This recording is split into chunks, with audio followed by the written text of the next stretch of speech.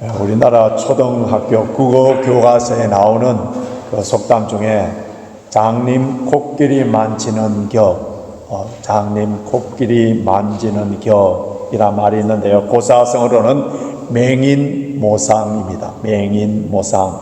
옛날 인도의 어느 왕이 6명의 눈먼 장님을 불러다가 코끼리를 만져보고 코끼리가 어떻게 생겼는지 한번 말해보라 했습니다.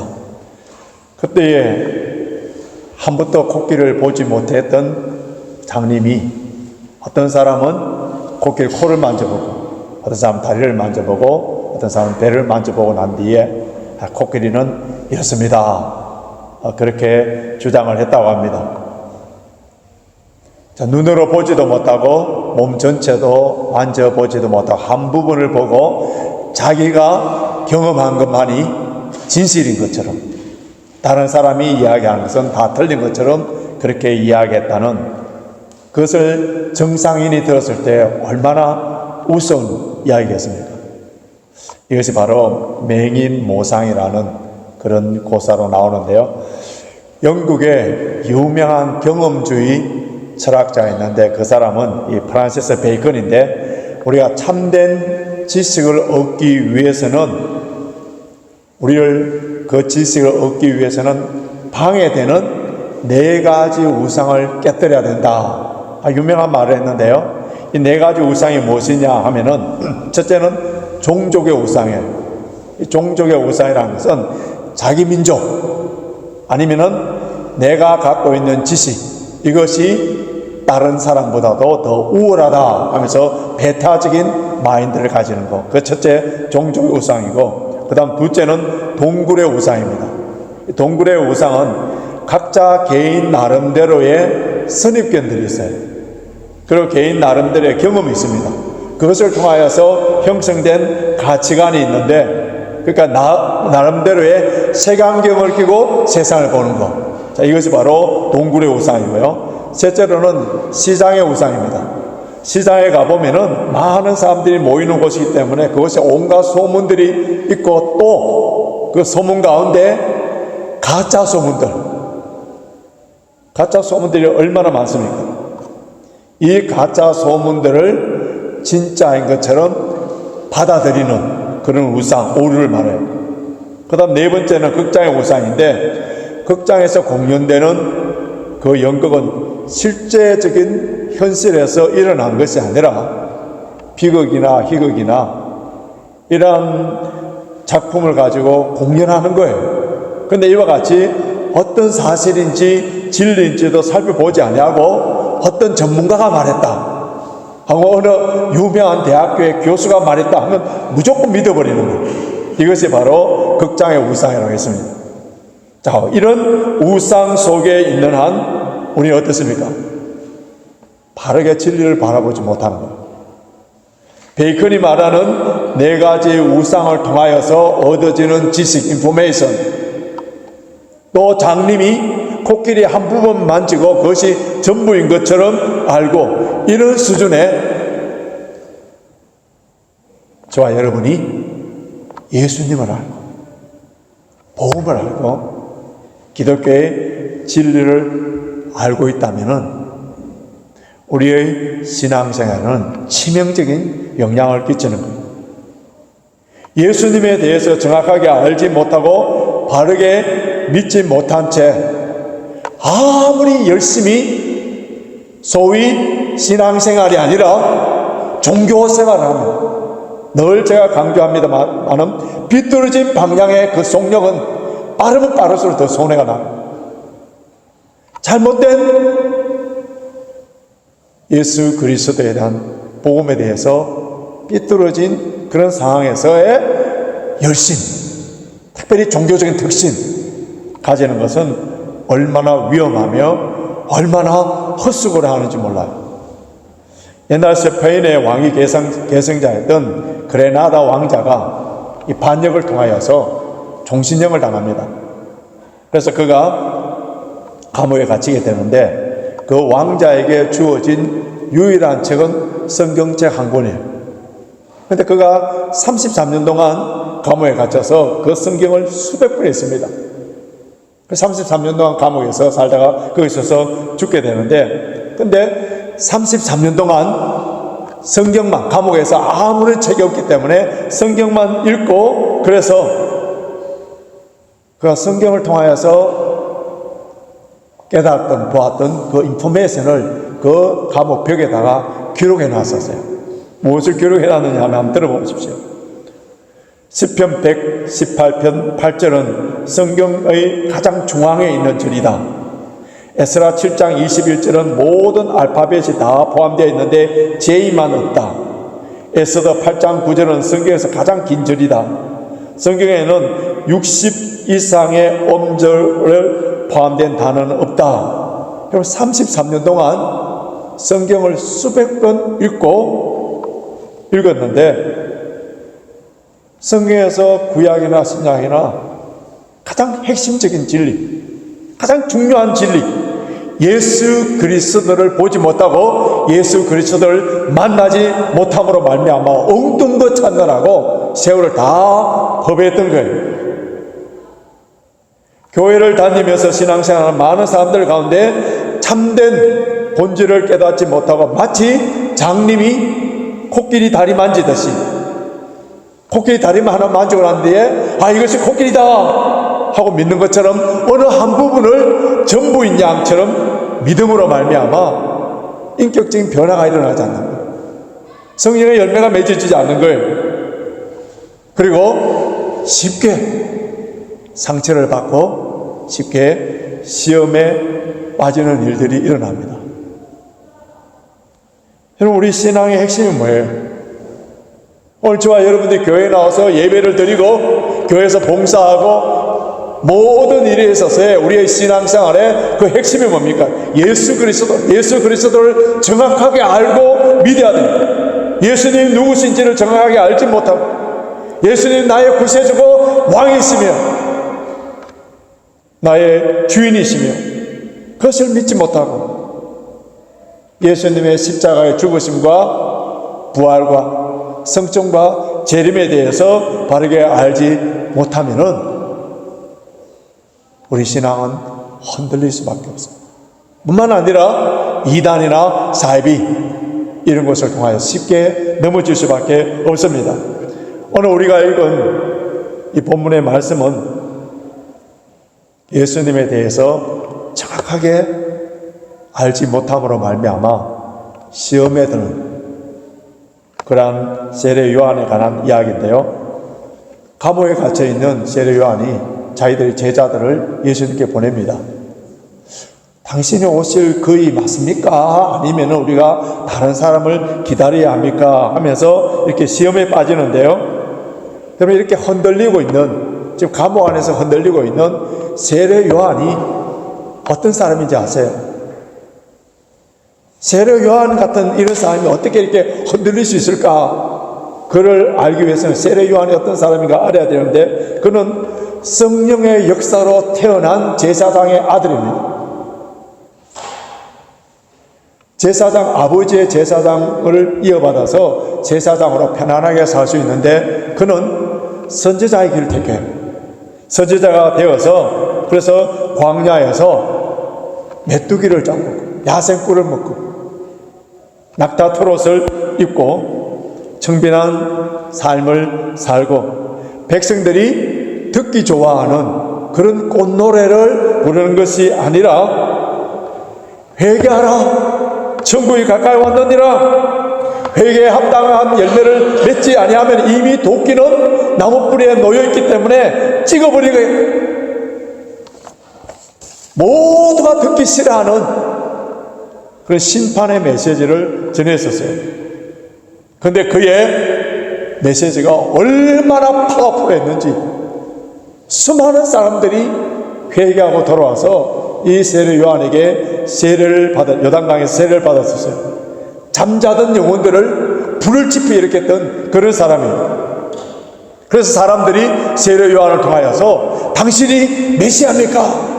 하니까 우리가 기다리는 메시아가 당신입니까? 물었을 때 세례 요한은 뭐라 합니까? 나는 메시아가 아니요, 나는 선지자 이사야가 예언했던 것처럼 그가 오실 길을 예비하는 자, 나는 광야에서 외치는 소리요. 메시아의 신발끈도 풀어줄 수 없는 그 정도의 사람이야. 나는 물로 여러분에게 세례를 주지만 그분은 불과 성령으로 세례를 줄 것이요. 얼마나 겸손하며 자신의 역할, 자신의 아이덴티티, 자신이 어디에 서야 되는지, 어디에 앉아야 되는지 분명히 아는 그러한 선지자였습니다. 세례 요한은 예수님께 세례를 줄 때에 요단강에서 그때의 하늘에서 들려오는 음성을 듣게 되죠. 이는 내 사랑하는 아들이요 내 기뻐하는 자라. 예수님 머리 위에 성령의 비둘기같이 임하.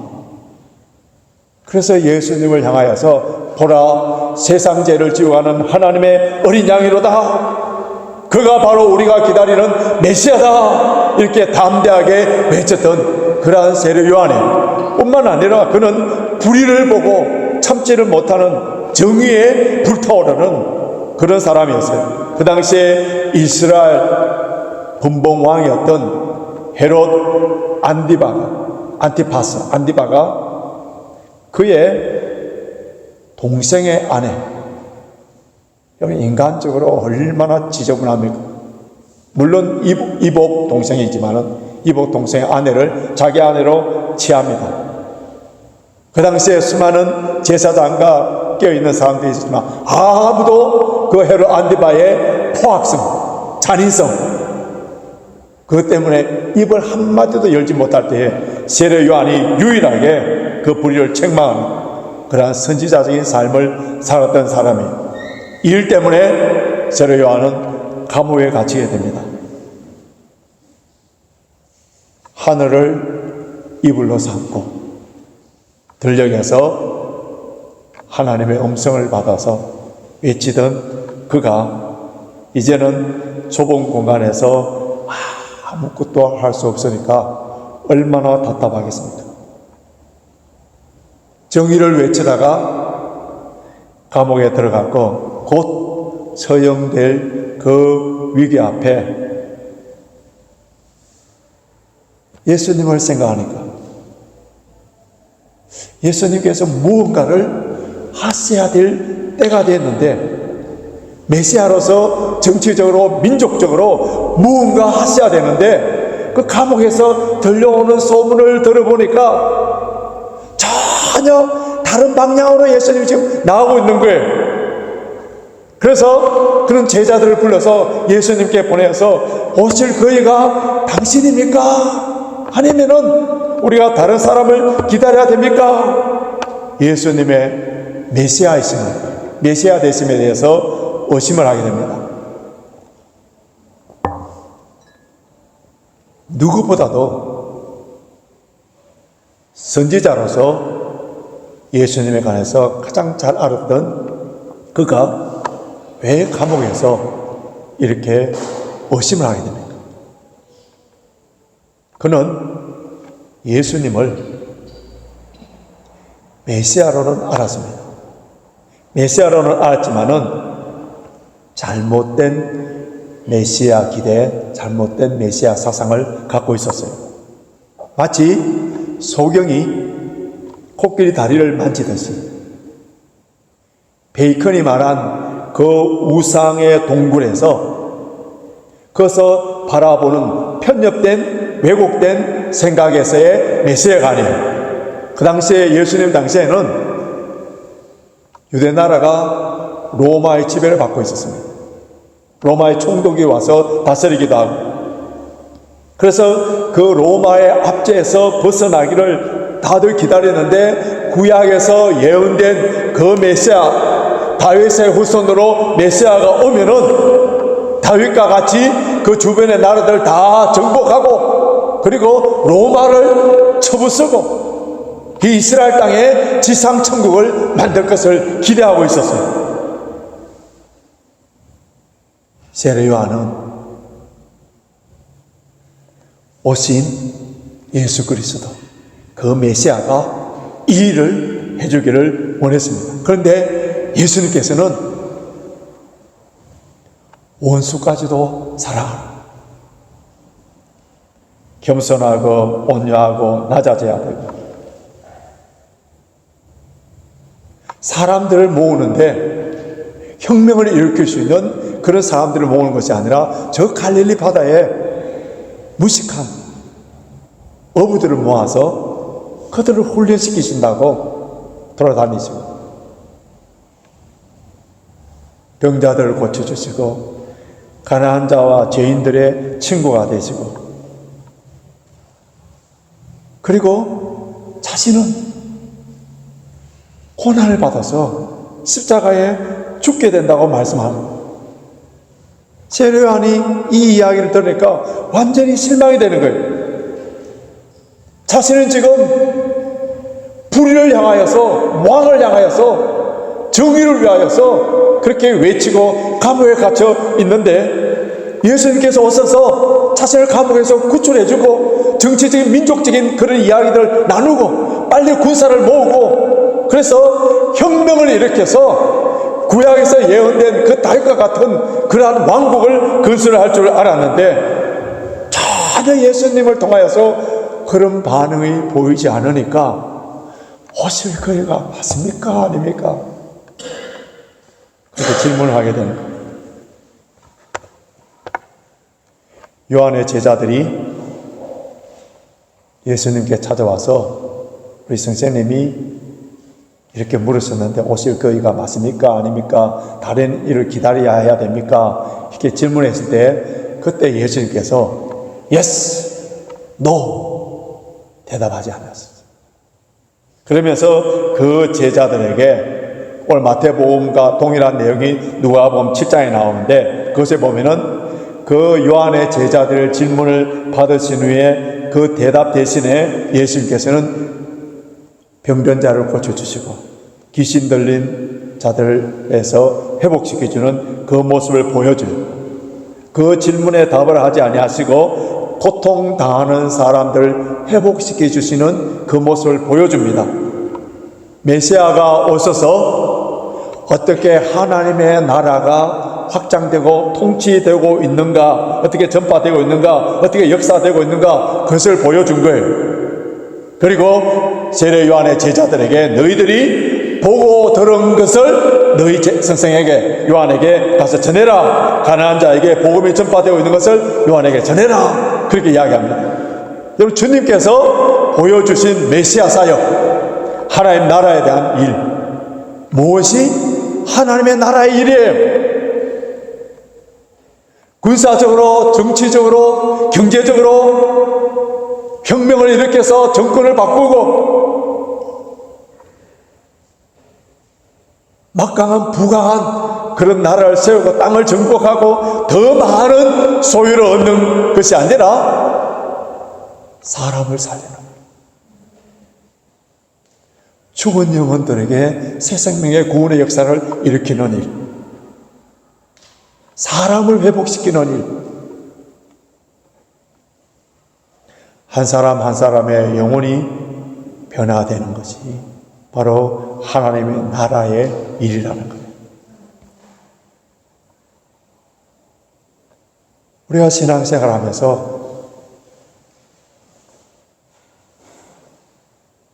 다른 것에 포커스를 맞춰서 신앙생활합니다. 세상적인 것들에 대한 기대치를 가지고 종교 생활을 하게 되면은 여러분 쉽게 넘어지고 상처를 받게 됩니다. 그래서 주님께서 아주 명쾌하게 분명하게 오늘 이 시간에 성령을 통하여서 우리에게 주시는 음성이 뭡니까? 오늘 6절 보십시오. 6절. 자, 6절 같이 읽습니다. 시작. 누구든지 나를 인하여 실족하지 아니하는 자는 복이 있도다 하시니라. 그러면 이 구절에서 물론 실족이라는 말도 또 누구든지라는 말도 있습니다만 여기에서 여러분 방점을 찍은 하이라이트를 칠 수 있는 것이 무엇이냐 하면은 핵심은 나를 인하여 나아내라.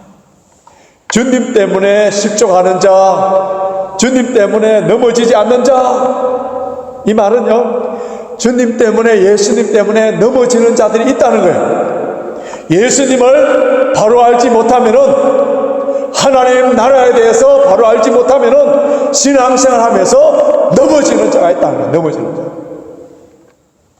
여러분, 많은 성도들이 시험을 당했다, 상처를 받았다. 그 시험의 원인, 궁극적인 원인은요, 다 남의 탓으로 돌리는 그런 경향이 있는데, 엄격하게 따지자면은 그 시험의 원인은 정직하게 표현하면은 자기 자신 때문에, 좀 더 영적으로, 신학적으로 표현한다면은 예수님 때문에. 주님에 대한 믿음이 약해지고 주님을 바르게 알지 못하고, 그러면은 시험에 드는 거예요. 요한도 마찬가지, 세례 요한도 마찬가지. 메시아에 대한 올바른 신앙 고백이 없기 때문에 그래서 시험에 든 거예요.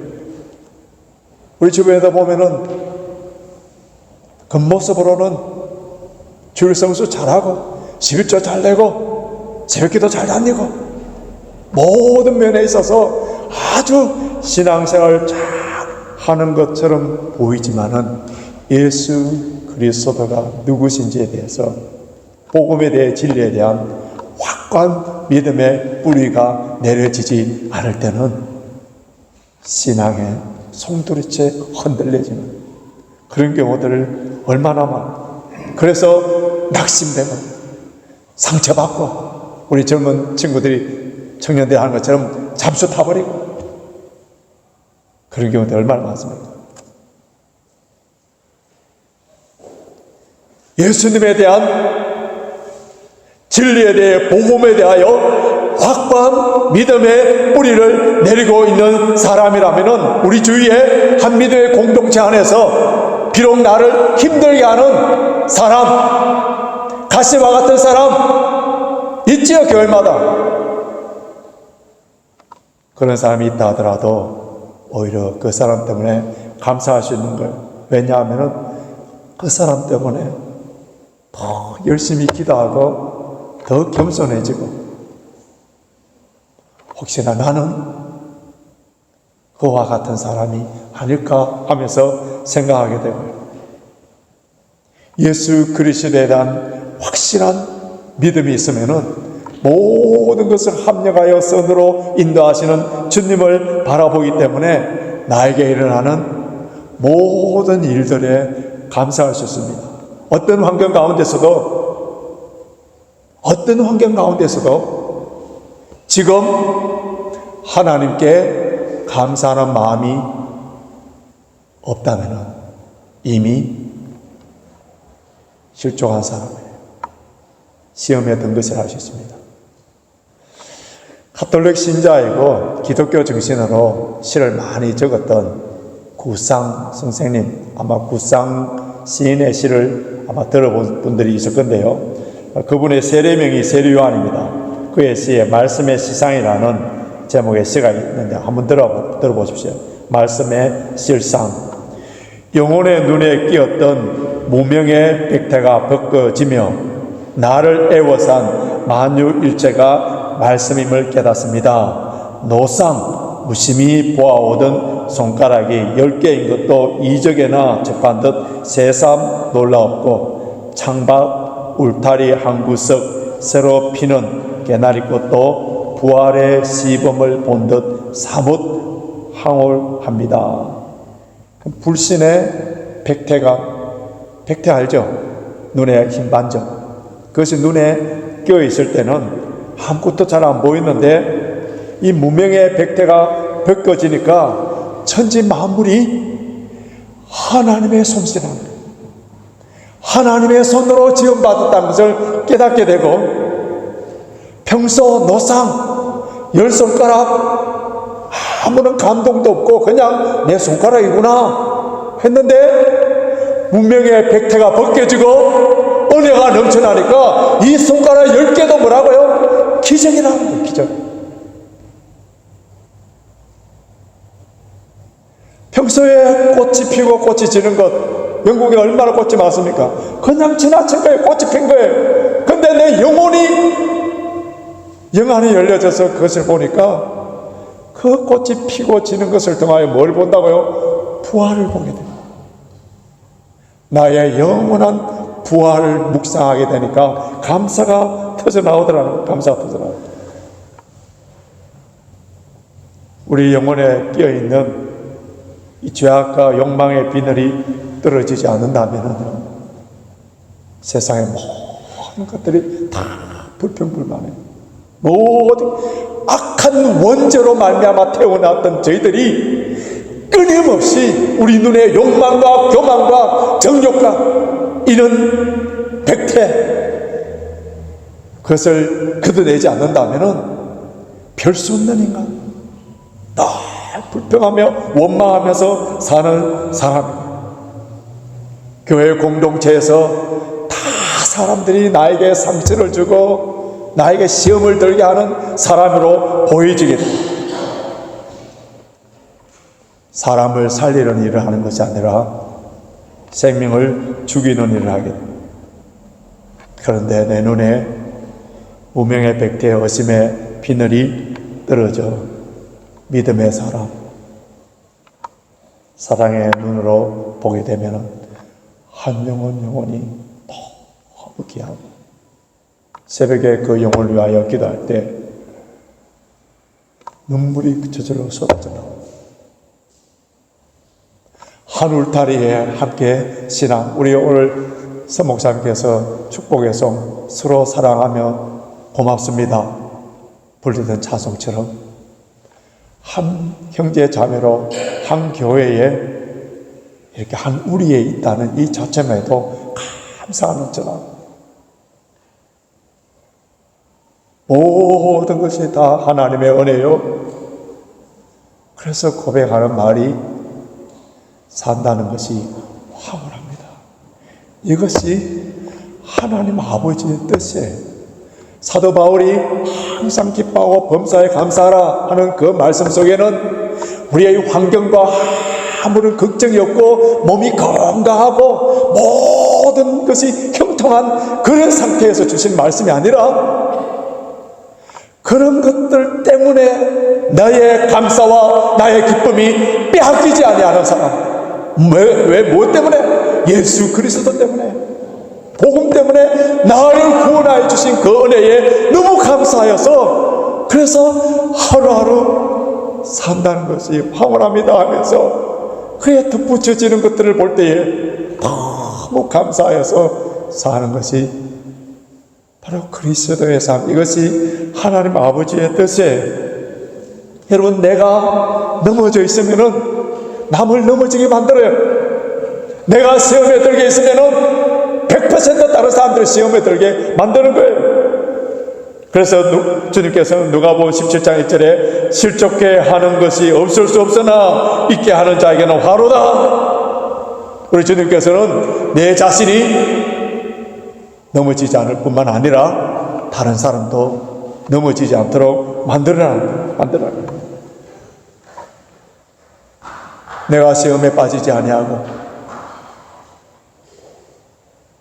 남도 넘어떨어지지 않게 하기 위해서는 오늘 어떻게 해야 됩니까? 세례 요한이 사람들을 보내서 예수님께 물었습니다. 우리도 시험이 오고 상처가 있고 낙심이 오게 되면 어떻게 해야 된다고요? 주님께 나아가야 돼요. 예수님이 어떤 분이신지 말씀을 통하여서 더 깊게 알아가야 됩니다. 예수님의 사랑을, 그 십자가의 사랑을 깨달아야 돼요.